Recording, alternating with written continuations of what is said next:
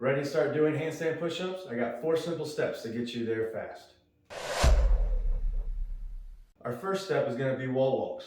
Put our hands flat, a little wider than shoulder width apart, and we're just going to get used to walking up the wall. The farther away you start from the wall, the easier it's going to be. Don't worry about rushing it, just get used to walking your feet up and building that shoulder strength. Just walk up and down.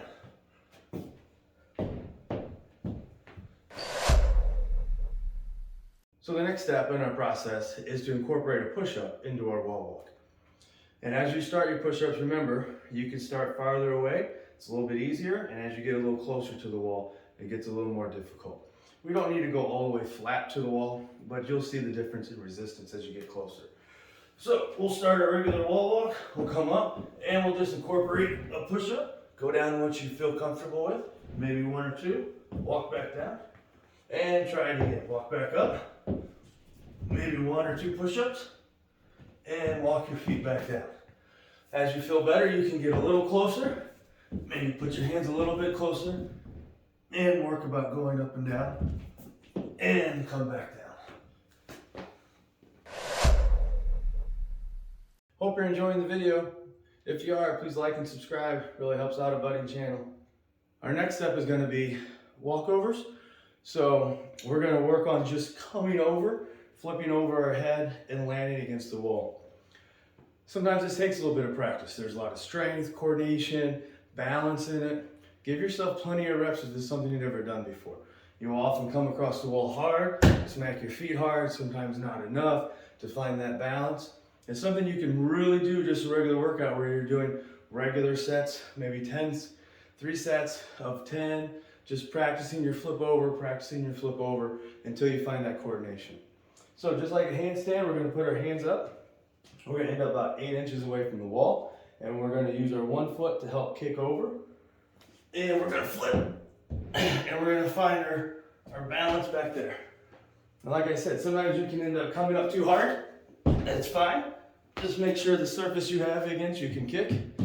And a lot of times when we're first starting, we end up doing a lot of these because we're trying to figure out that balance. All right, so just make sure you have a place you can end up against hard, and keep working on that touch until you find it. The last step in our handstand push-up is actually the handstand push-up, but sometimes it's not as easy just to do a handstand push-up. They're pretty strong, they're pretty hard. Sometimes it takes a little bit of practice. So once I'm ready to do the handstand push-up and I come into the wall, I may not go all the way down the first couple times. When I first started, it was just kind of some regular reps, getting me used to it. And then as I did more and more, maybe 1 or 2 real big reps, and then a couple of what I call baby reps, where I'm just getting used to that bouncing motion and building the strength in my shoulders. So what that might look like is, as I come over and flip, put my feet up against the wall. I got some pressure back here I can control.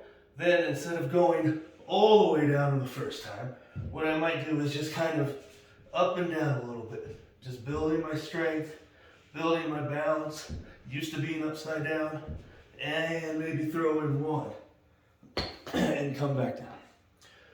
So don't feel like you've lost something if you can't do a full push-up up there. It's a lot of tension on the shoulders. If you're just building the strength, just a couple baby ones, and work towards maybe 1 full range motion.